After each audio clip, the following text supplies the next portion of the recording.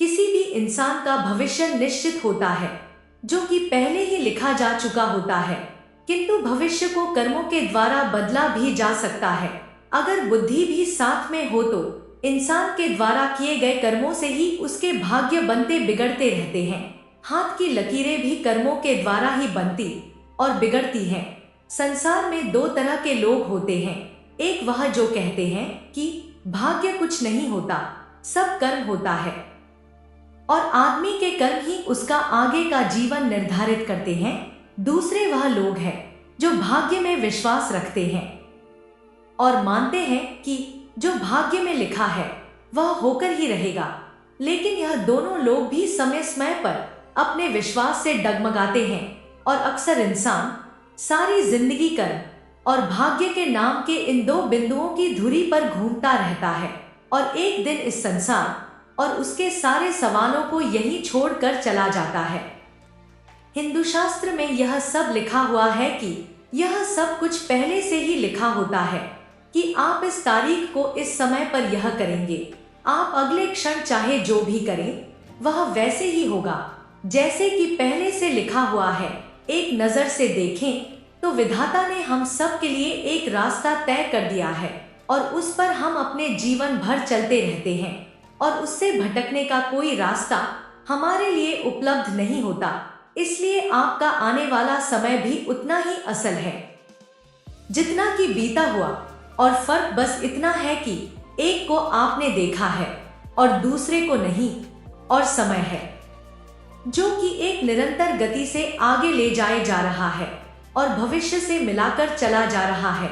इसका एक और प्रमाण है, भविष्य बताने वाले इंसान सब जानते हैं कि दुनिया में कई बार ऐसे लोग हुए हैं जिन्होंने कई बार भविष्यवाणियां की है और वह सब सच भी हुई हैं।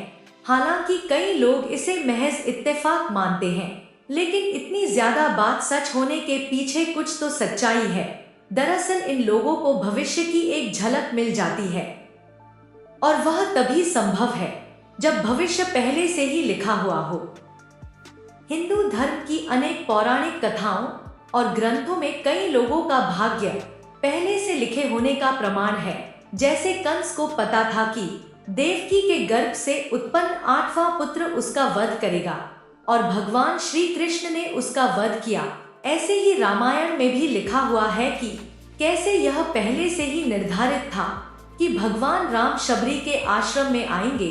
ऐसा ही रामचरितमानस में मिलता है जिसमें उन्होंने लिखा है कि आखिरकार होना तो वही है जो भगवान श्री राम ने रचा है। इसलिए भविष्यवाणी कर पाना तभी संभव हो सकता है जब वह पहले से ही निर्धारित हो।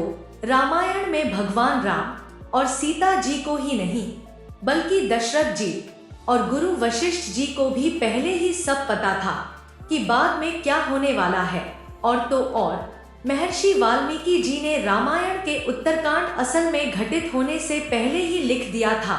युगों युगों से भारत ऐसे ऋषि मुनियों से भरा रहा है जो भूत और भविष्य दोनों को देख सकते थे, और शायद आज भी ऐसे कई ऋषि मुनि आपको हिमालय में तप करते हुए मिल जाएंगे।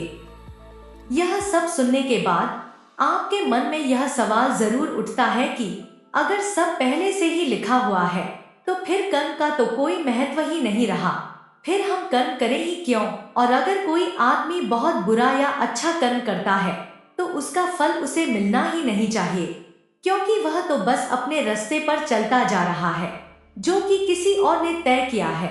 इसके जवाब के लिए हम बता दें कि कर्म करने का निर्णय हम अपनी बुद्धि से लेते हैं और बुद्धि वैसे ही होती है जैसे समय चाहता है। आपकी सोच आपके जीवन के अनुभवों से विकसित होती है और यह अनुभव ही समय की ही देन है। इसलिए यह भी सच है कि आपका भविष्य आपके कर्मों से निर्धारित होता है, लेकिन वह कर्म करवाने के पीछे भी समय का ही हाथ है। और इसलिए अपने समय को अच्छे कर्मों के लिए इस्तेमाल करें और आपका भविष्य अच्छा ही होगा। हमारे आज के प्रयास कल का भाग्य या भविष्य होते हैं। हम हमारे आज के अच्छे कर्मों से भविष्य को बदल सकते हैं। आज वर्तमान में जैसे हमारे कर्म होंगे वैसा हमारा भविष्य होगा। भविष्य को हम अच्छे कर्मों से, सकारात्मक सोच से, सही दिशा में अथक परिश्रम या प्रयासों से, सही मार्गदर्शन और सही दिशा में उठाए गए ठोस कदमों से पूरी तरह से जैसा हमें चाहिए वैसा ही बदल सकते हैं। हमारा आज का वर्तमान भाग्य हमारे पूर्व कर्मों के आधार पर होता है, जिसे हमें भुगतना ही होता है, लेकिन प्रयासों से हम उसे भी पहले से बेहतर बना सकते हैं। और अगर वह भाग्य दुर्भाग्य है तो उसका दर्द भी हम पहले से कम कर सकते हैं। प्रयासों से असंभव को संभव किया जा सकता है।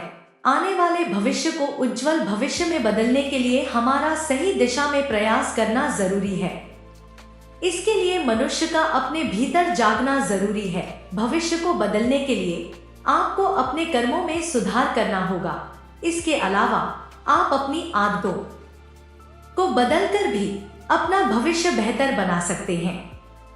तो मुझे आशा है कि आपको यह जानकारी पसंद आई होगी, तो कृपया वीडियो को लाइक कीजिए और चैनल को सब्सक्राइब कीजिए। मिलते हैं बहुत जल्दी एक नई जानकारी के साथ। तब तक के लिए जय श्री कृष्ण, जय श्री राम।